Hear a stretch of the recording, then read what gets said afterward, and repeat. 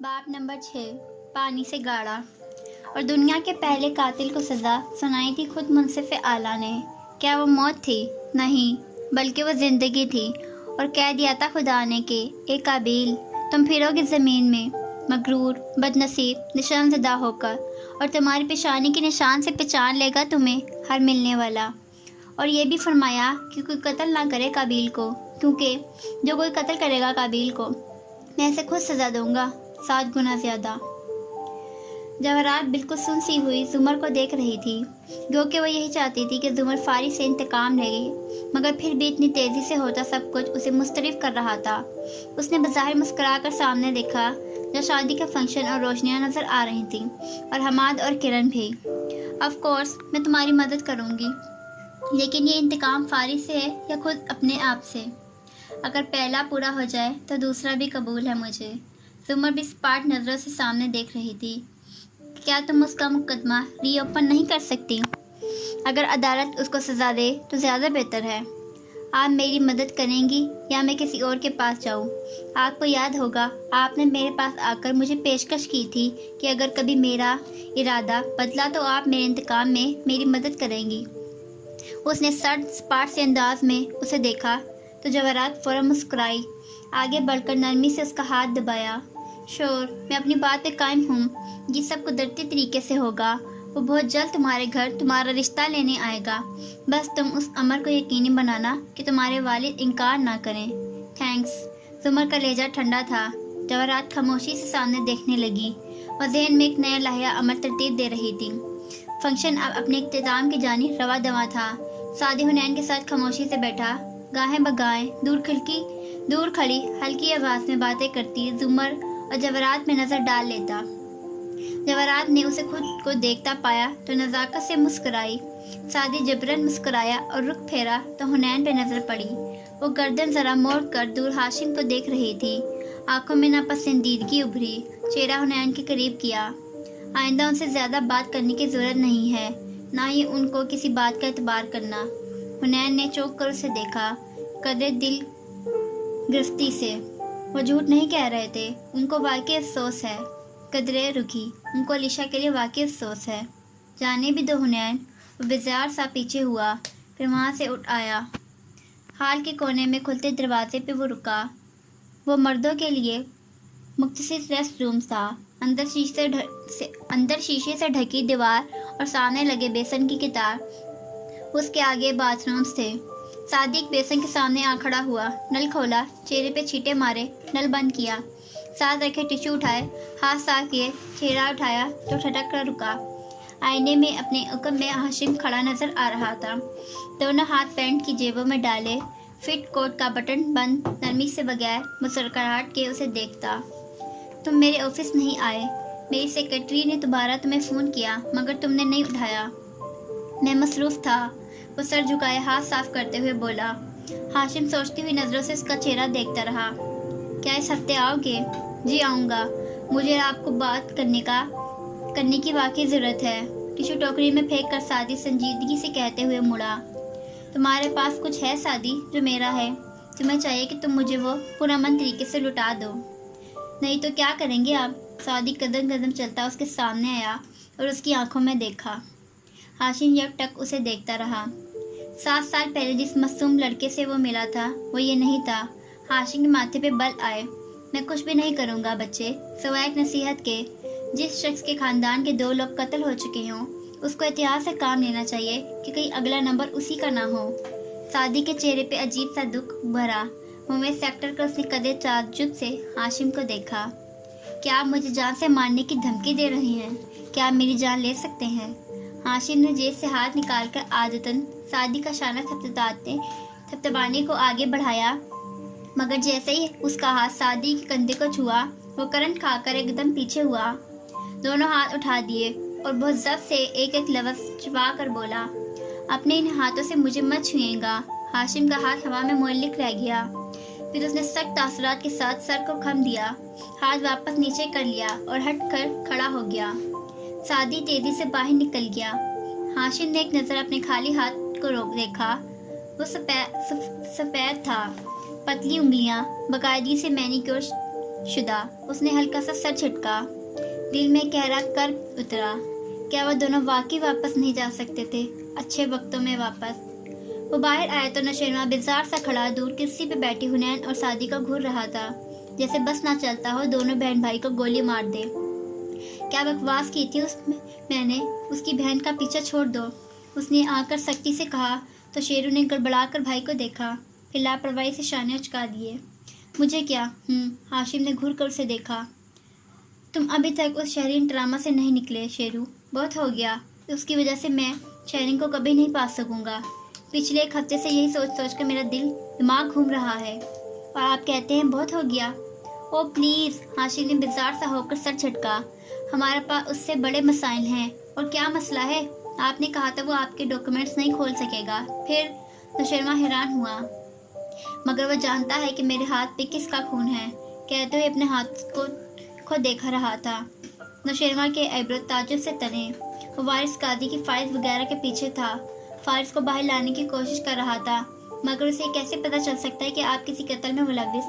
اسے معلوم ہے شیرو، اور فی الحال یہی سب سے بڑا مسئلہ ہے۔ مگر ہاں، تم اس کو نہیں چھیڑو گے، میں سب سنبھال لوں گا، تم کچھ نہیں کرو گے؟ برہمی سے اس کو تنبیہ کی۔ نوشیروان نے لاپرواہی سے شانے اچکائے۔ اوکے، اور پھر سے ان ہی نظروں سے دور بیٹھے سعدی کو دیکھنے لگا۔ وہ لوگ اب گھر جانے کی تیاری کر رہے تھے۔ فنکشن ڈھلتے چاند کی طرح دم توڑ رہا تھا، آگے اندھیری رات تھی۔ کب سے ہے ایک حرف پہ نظریں جمی ہوئی، وہ پڑھ رہا ہوں جو نہیں لکھا کتاب میں۔ رما شادی کی تقریر سے لوٹی تو اس کی ہدایت کے مطابق صداقت پروسیکیوٹر بصیرت سے کیس فائلز لے آیا تھا۔ وہ ایک بڑا سا باکس تھا جو اس کے کمرے کے فرش پہ رکھا تھا۔ وہ ابا کو سلام اور شب بخیر ایک ہی سانس میں کہہ آئی۔ دروازہ مقفل کیا، پرس پرے پھینکا، پھر الماری کھولی، نچلے خانے سے ایک چھوٹا ڈبہ نکالا جس میں سے اخبار کے تراشے اس صبح نکل کر باہر جا گرے تھے جب فارس بری ہوا تھا۔ وہ صبح جب اس سب کچھ بدل گیا تھا۔ ڈبہ اس نے بڑے باکس کے قریب اوندھا کر دیا، کاغذ تراشے، نوٹس کا ڈھیر لگ گیا۔ پھر اس نے باکس کو بھی الٹا دیا، جھک کر جوتوں کے سٹریپ کھول کر انہیں اوپر اچھالا۔ گھنگریالے بالوں کا گول مول جوڑا بنا کر وہ نیچے بیٹھ گئی۔ جلدی ان چیزوں کو الٹ پلٹ کرتی وہ کچھ تلاش کر رہی تھی۔ آئیبرو بھونچے ہوئے، لب سختی سے پیوست، آنکھوں میں غصہ۔ پھر ڈھیلے تلے سے اس نے ایک تصویر نکالی، پھر دوبارہ ہاتھ مارا۔ یہ رہی دوسری تصویر۔ ضبط بھری سانس لی، تصاویر لے کر اٹھی، ننگے پاؤں چلتی دیوار تک گئی جہاں اونچا اور چوڑا سا گرین بورڈ آویزا تھا۔ زمر نے ایک پن اتاری اور پہلی تصویر وہاں سامنے لگائی، پھر دوسری بھی۔ قدرے پیچھے ہٹ کر تندی سے ان کو دیکھا۔ زرتاشا غازی اور وارث غازی، یہ اس کا بورڈ تھا اور ابھی اسے یہ بھرنا تھا۔ وہ واپس پلٹ آئی، نیچے ڈھیر لگی چیزوں کو اٹھا کر اسٹڈی ٹیبل پہ رکھا، ترتیب سے، سلیقے سے۔ اندر اٹھتا ابال کچھ کم ہوا تھا۔ اسے معلوم تھا اسے کیا کرنا ہے، مگر پہلے حجت تمام کرنی تھی۔ اپنے ضمیر کو مطمئن کرنا تھا کہ ہاں واقعی ہر راستہ بند ہونے کے بعد میں نے بھی قدم اٹھایا۔ انصاف کے دروازے بند ہوئے تو میں انتقام کی طرف آئی۔ اس پاٹ سنجیدہ چہرے کے ساتھ کرسی پہ بیٹھ گئی، کاغذات کا پلندہ سامنے رکھا، ٹیبل لیمپ آن کیا، پہلے صفحے کی پیشانی پہ درج کیا، سرکار بنام فارس قاضی۔ زمر کی نگاہیں لفظ عبور کرتی گئیں۔ کھڑکی کے باہر رات گہری تھی اور ہر گزرتا پل اس کو مزید اندھیرا کرتا جا رہا تھا، یہاں تک کہ وہ طریقے کی انتہا کو پہنچ گئی، اتنی سیاہ کہ جیسے ساری روشنیاں دم توڑ گئی ہوں اور پھر پھوٹ گئیں۔ صبح کی پہلی کرن نمودار ہوئی، روشنی کو جیسے کوئی روزن مل گیا، وہ پھیلتی گئی، قطرہ قطرہ، کرن اور پھر روشنی بھی خوب تیز ہو کر پرانی ہوتی گئی۔ سفید ٹی شرٹ اور نیلی جینس میں ملبوس سعدی نے جب زمر کے کمرے کا دروازہ کھٹکھٹایا تو سورج سوا نیزے پہ تھا۔ اتوار کی سست صبح آج بھی سست تھی۔ اس کو پچھلے اتوار کی صبح یاد آئی جب زمر اس کے ریسٹورنٹ آئی تھی اور اس سے گردے کے بارے میں سوال کیا تھا۔ وہ اداسی سے مسکرایا، پھر سر جھٹکا، دروازہ دوبارہ بجایا، کوئی جواب نہیں۔ سعدی نے آہستہ سے دروازہ دھکیلا تو وہ کھلتا چلا گیا۔ اندر کا منظر واضح ہوا، فرش پہ بے شمار کاغذ بکھرے ہوئے تھے، تصاویر، فوٹو اسٹیٹ۔ وہ آہستگی سے چلتا اندر آیا، تعجب سے سر اٹھا کر دیوار کو دیکھا۔ बोर्ड भरा हुआ था। ऊपर वारिस और जरताशा की तस्वीर और उनके आगे पीछे ऊपर नीचे बेशुमार तराशे कागज और स्टिकी एस नोट चिपका थे। सरकार बनाम फारिस गाजी से मुतल्लिका शहादतें, सबूत, न तमाम जवाबात, न काफ़ी गवाहियाँ, सब वहाँ मुख्तसर सजा था। सादी ने गर्दन मोड़ कर स्टडी टेबल की तरफ देखा। वहाँ भी फाइल्स बिखरी थी और एक खुली फाइल पे सर रखे वो सो रही थी, आंखें बंद, नाक की लौंग चमकती हुई और ढीला जूड़ा खुलकर बिखर चुका था। वो हल्का सा मुस्कुराया, फिर करीब आया, मेज़ के किनारे हाथ रखकर झुका। फुप्पो, सादी ने नरमी से उसके सर पे हाथ रखा। आपकी तबीयत ठीक है? मैं आपका सर दबा दूँ? कहकर सर उठाने लगी तो वो सीधा हो गया।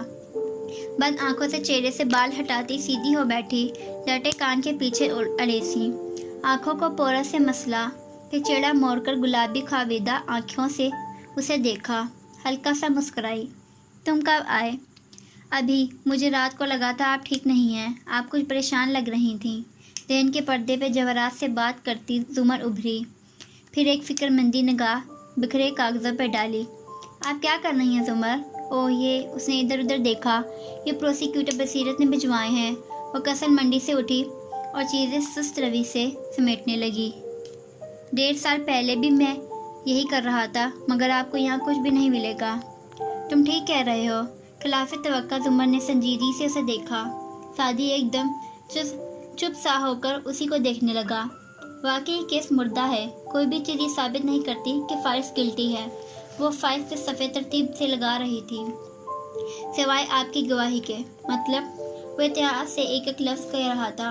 मतलब जो आपने कोर्ट में कहा, यानी कि फायरिंग से पहले फारिस गाजी के नंबर से फारिस गाजी की आवाज़ में आपको कॉल की गई थी और तुमने। जुमर ने उस पर सुकून ठंडी निगाह होंद से उसका चेहरा देखा। अपने वकील के ज़रिए कोर्ट में साबित कर दिया कि वो काल ज्वेलरी थी, कोई सॉफ्टवेयर यूज़ करके फारिस से मुशाबह आवाज़ बनाई गई थी। जी, क्योंकि वो जाली थी और इसलिए जज ने मामू को रिहा कर दिया। यूनो सादी, तुम ठीक कह रहे हो। जुमर ने समझने वाले अंदाज में इस बात में सर हिलाया। हो सकता है मुझे वाकई सेटअप किया गया हो, वो सब झूठ हो। मेरी गलत गवाही की वजह से फारिस नाम लेना भी अजियतनाक था। ये 4 साल जेल में काटे। ये केस मुकम्मल तौर पे पढ़ने के बाद गैर जानिबदारी से मुझे वाकई लग रहा है कि मैं ही गलत हूँ। मुझे नहीं पता, मगर मेरा नहीं ख्याल कि अब मेरे पास कोई वजह बाकी रह गई है तुम्हारे मामू को मोरिद इल्ज़ाम ठहराने की। इसलिए गो कि मेरा दिल पूरी तरह साफ नहीं हुआ, मगर मैं अपने इल्ज़ामात से पीछे हटती हूँ। संजीदगी से कहती वो अब फटाफट कमरे की चीज़ें अपनी जगह पे वापस ला रही थी। अगर मैं गलत हूँ तो तुम सब ठीक हो, और शायद ऐसा ही हो, तो मैं हार मानती हूँ। मैं ये नहीं चाहता कि आप हार माने। उसको दुख हुआ था। गुड। फिर तुम मुझे एक बात बताओ, फारिस ने जो मुझे कॉल की थी, जो तुम्हारे बकौल जाली आवाज़ थी, व्हाटएवर, उसकी रिकॉर्डिंग तुम्हें कहाँ से मिली? रिकॉर्डिंग? सादी के हल्के में कुछ फंसा। 1.5 साल पहले तुम्हारे वकील ने वो रिकॉर्डिंग अदालत में पेश की थी और तुम्हारे एक्सपर्ट गवाह ने साबित किया था कि उस आवाज़ का वॉइस प्रिंट फारिस की आवाज़ के वॉइस प्रिंट से मुख्तलिफ है, और इस रिकॉर्डिंग का सोर्स तुम लोगों ने भी कभी जाहिर नहीं किया था। क्या तुम मुझे बताओगे वो तुम्हें कहाँ से मिली? उसकी संजीदा बुरी आंखें सादी पे जमी थीं। सादी ने उसको देखते हुए लब खोले, फिर बंद किए, ज़रा सा सोचा, फिर ठहर कर बोला, मैं जवाब देने से इनकार करता हूँ, उस बुनियाद पे कि मेरा जवाब मुझे मुर्तकिब जुर्म ज़ाहिर कर सकता है। कानून शहादत आर्टिकल 15 के तहत तुम्हें इस्तिस्ना हासिल नहीं है, क्योंकि ऐसे जवाब पे तुम्हारे खिलाफ कार्रवाई की जा सकती है। चूँकि हम कोर्ट में नहीं हैं, इसलिए मैं जवाब न देने का हक रखता हूँ। ओके। जुमर गहरी सांस लेकर मुस्कुराई, सर को खम दिया और बाहर आकर सदाकत को चाय के लिए आवाज़ दी। सादी उलझा हुआ खड़ा रहा था, फिर पलट कर उसे देखा। क्या फारिस को बेगुनाह कह रही हैं? मैं कह रही हूँ कि मैं दोबारा उस पर इल्ज़ाम नहीं लगाऊंगी। वो मुतमिन सी कहती राहदारी में चलती गई। सादी ने नज़रें मोड़ कर बोर्ड को देखा जो मुख्तलिफ कागजात से भरा था। जुमर ने केस पढ़ा, शहादतें, सबूत, वो सब देखा जिससे वो हमेशा मुंह फेर कर चली जाती थी, और उसे यकीन आ गया कि फारिस बेगुनाह है। सीधी सी बात थी, उसे तो खुश होना चाहिए था, मगर पुज़ल का कौन सा टुकड़ा गायब था? सादा सी बात में छुपी कौन सी पेचीदगी उसे उलझा रही थी? सादी ने कई साल उस लम्हे का इंतज़ार किया था जब फुप्पो तस्लीम कर ले कि फारिस बेगुनाह था। वह लम्हा आया और गुजर गया, مگر وہ مطمئن کیوں نہیں تھا؟